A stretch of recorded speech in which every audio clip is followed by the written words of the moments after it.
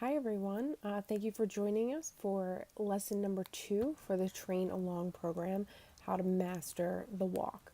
So one of the biggest things in the relationship with your dog is the walk.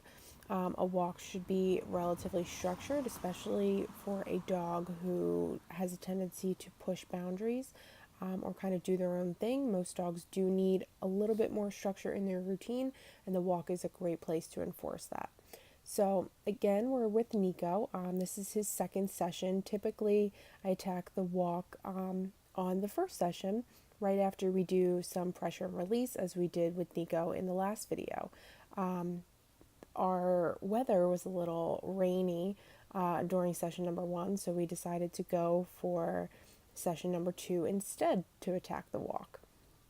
So Nico's already been introduced to the prong. He already understands the concept of pressure and release and knows how to react to the pressure. As you can see here, we are going pretty short distances and keeping Nico at a pretty close proximity. We're only giving him as much leash as he needs, and the ideal position for him is his shoulder with my leg or slightly behind.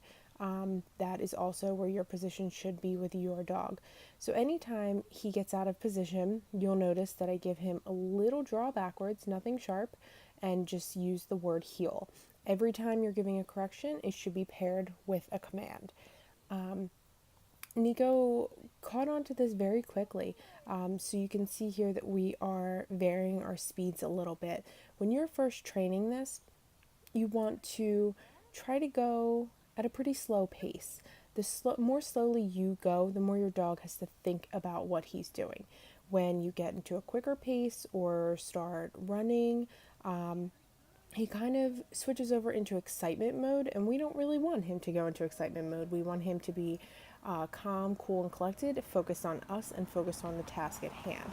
But since Nico is doing awesome, I decided to step up the challenge a little bit and throw a little bit of varying speeds. So we went anywhere from a very light jog to turtle pace. And he did a really great job the entire time, staying with me, staying on pace, and focusing on me, which is exactly what we want. We want to keep, in all aspects of training, the training interesting. So it doesn't have to be the same thing all the time. We definitely want to mix it up and keep his attention on us, keep his focus on us. So Nico did excellent this session.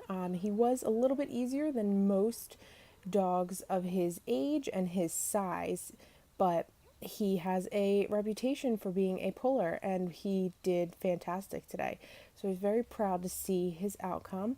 In our next video clip, we will be going over auto sits, which is asking the dog to sit every time we stop walking on a walk whenever he is either on leash or off leash with us. So stay tuned for that.